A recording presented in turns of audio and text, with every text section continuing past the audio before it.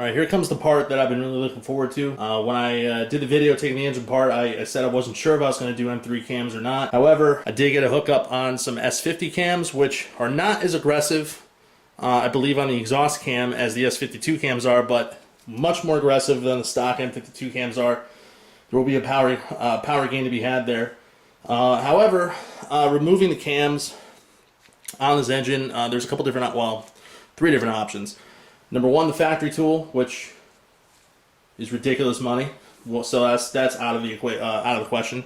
The other option is to have cylinder number 1, all the load on cam journal number 1, or have it spread between number 2 and number 4. Essentially, where these 2 lobes are partially on the lifters versus not.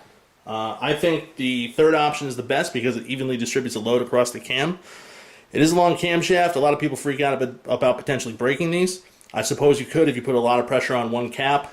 However, the first step to doing this job is we need to actually bring the crankshaft off of top dead center. We need to go about 45 degrees clockwise, which is going to move, in this case, cylinder number 1 down, number 2 up, and number 3 up as well. And that will give us the clearance to be able to rotate the camshaft 360 degrees without touching the top of the cylinder head. Alright, so right here is our timing mark on the timing cover and the timing mark on the crankshaft harmonic balancer.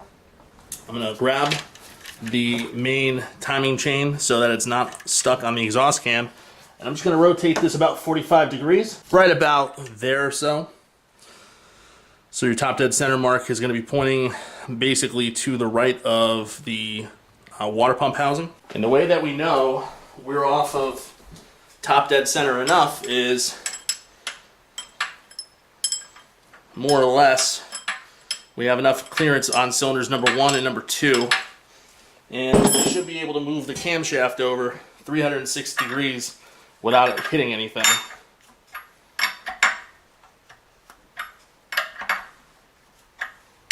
Like this.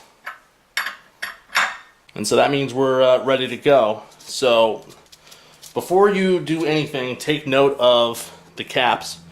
So it goes E1, E2, E3, E4, E5, E6, E7. Anything labeled E is intake.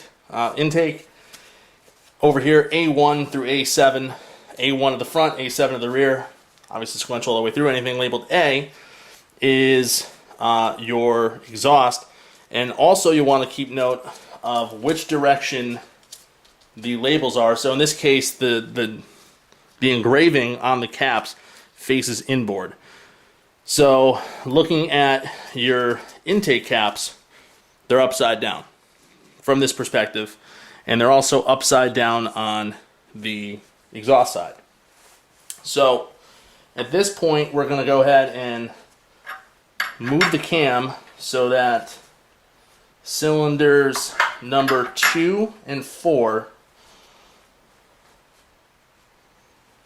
are loaded. So basically, right now, from this position, number 2 and number 4 have load on the lifters, but number 1, number 3, number 5, and number 6, you can see the cam lobes are totally off. And so from there, what we can do is we can break free E1, E2, E4, E5, and E7 and remove those caps.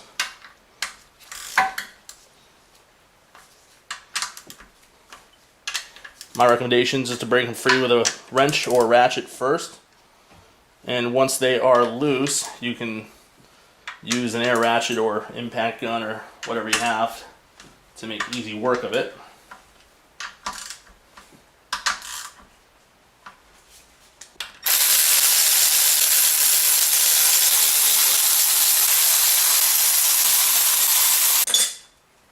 And we'll go ahead and remove the cam journal caps.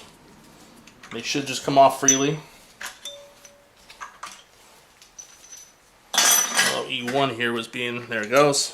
E1 came off. Now is obviously a good time to check the condition of the caps. We'll clean them as well.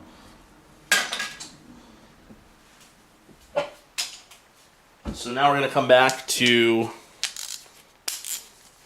E3 and E5, and we're going to loosen these nuts a quarter turn at a time. So essentially all we're doing is we're just walking these off a little bit at a time, and this ensures that we're not putting any uneven pressure on the camshaft, which could cause it to break. And you know, this same procedure is going to work for your M50, M52, S50, S52, M54, M56. Same general principle here because it's the same setup. I think doing it this way is the safest. Basically backing two caps off a little bit at a time versus putting all your pressure on one. Because if you did E2 versus E3 and E5, you would need somebody to hold the camshaft to make sure it doesn't walk on you.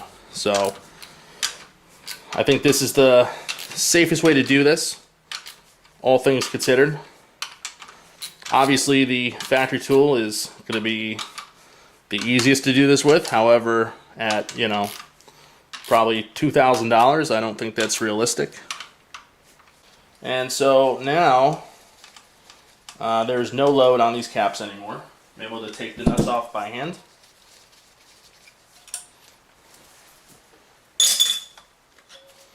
And there we go. And now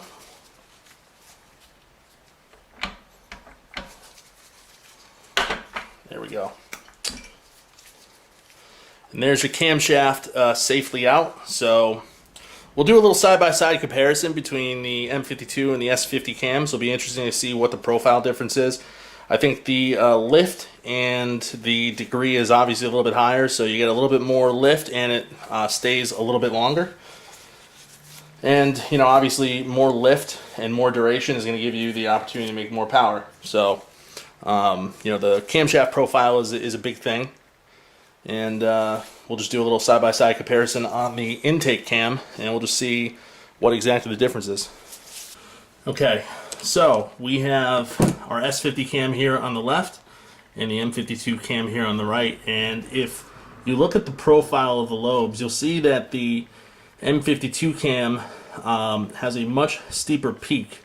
So it's basically keeping that valve open much less.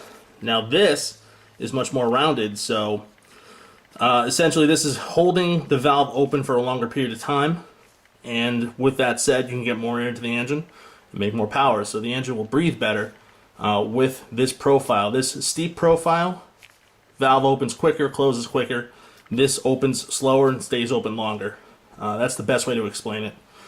And you know, if you look at the cam side by side, the M50, or I'm sorry, the S50 and the M52, I mean, all the difference really is OBD1 versus OBD2. There is nothing else majorly different here. The only thing that would be different are M50 cams on an M52 engine. Lifters are different, cam trays are different. However, for your S50, S52, M52, and even the M54, all the cam trays are the same, the lifters are the same. But obviously, your M54s are going to have your dual vanos and everything like that, so the cams are not interchangeable unless you make some modifications. So this S50 cam, it's definitely an improvement, definitely an upgrade over the stock M52 cam. Be interested to see how much better the engine performs, how much better it breathes. Plus, I can get a tune with the M3 cams in mind, raise the RPMs, make a little bit more peak power. So it's kind of the best of both worlds. Okay, we got everything lubed up. We're just gonna go ahead and drop the cam into place, and we want to put the cams in such a position that we're just barely going on. We're barely coming off number 2, and we're just going on number 4. So we're trying to recreate the exact same positions we had before when we took it apart. So we need our E3 cap, which will go right here. And then we have our E5 cap, which goes here.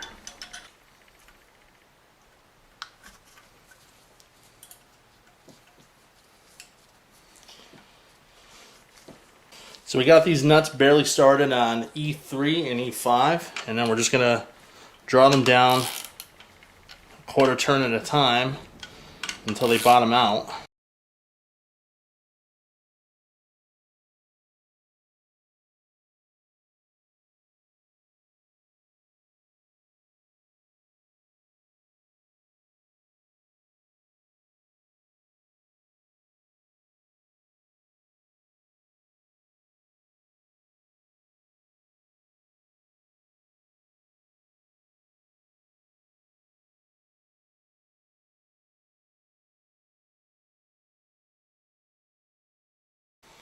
So we're going to install the rest of our caps.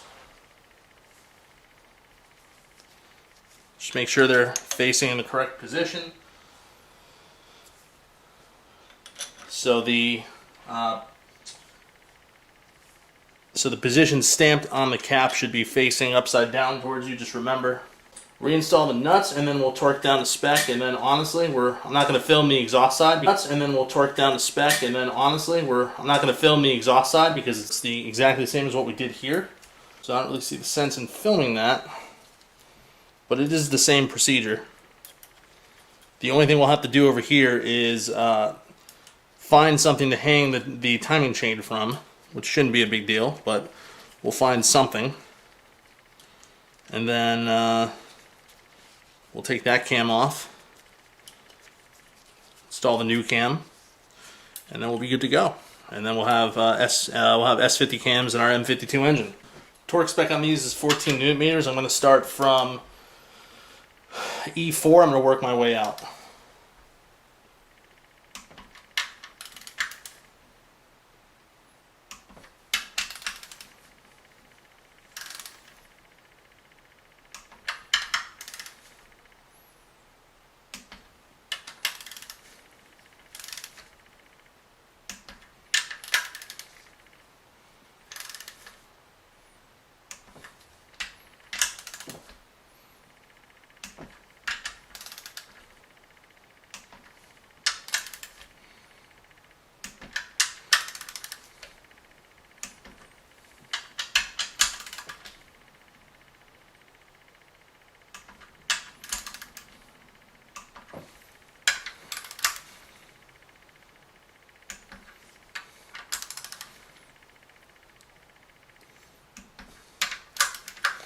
So I'm just going to recheck them again real quick.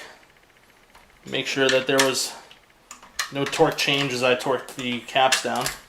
They should remain pretty steady. It's not like torquing down something with a gasket or anything. Yeah, these all stayed where they needed to, so that's good.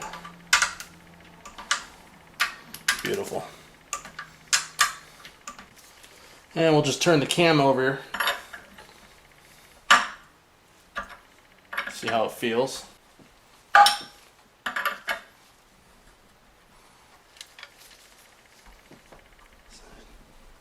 The 24 mil on this cam is kind of tight. I don't know why. Huh, it's different. Whatever.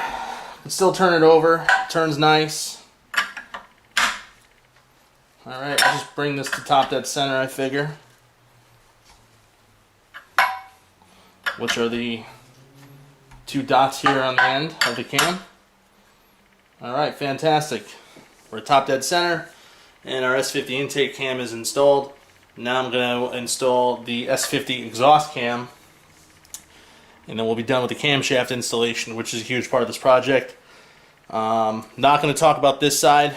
Just make sure that you support the timing chain with something. You could let it fall down into the timing cover a little bit, but my recommendation is to dangle it over the side of the timing cover with something weighing it down. That way you're 100% sure that the timing chain doesn't fall down in a place you can't get it. Plus, on these M52 engines, there's nothing on the timing cover to hold the chain in place. They do have that on the M54 though, so don't know why they did it that way.